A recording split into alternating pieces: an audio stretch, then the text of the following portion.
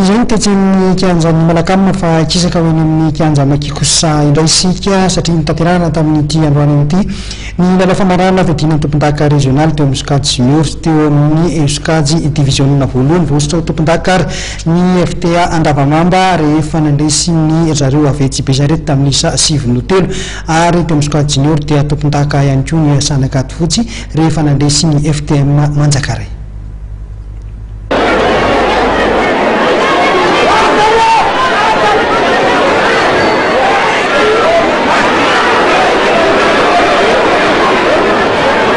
Voasitra ho tompon-daka régional ny FTA Andavamamba eo amin'ny Sokajy division voalohany sy ny US Sanakaty Fotsy Sokajy junior.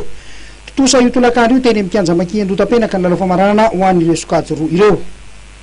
Ity arahantsika amin'ny sary ity dia ny lalao famaranana teo amin'ny US Sanakaty Fotsy sy ny FTM Manjakaray. Nazava teto ny fivoahana Anakaty Fotsy mpandresy tamin'ny 13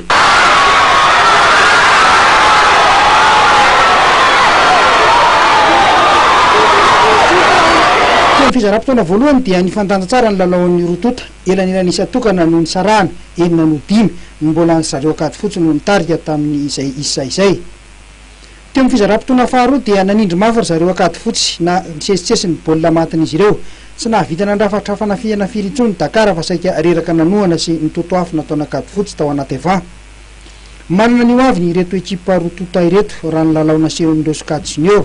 Azo antoka araka izany ny mpandimby ireo zokiny izay efa tsy afaka ilalao intsony.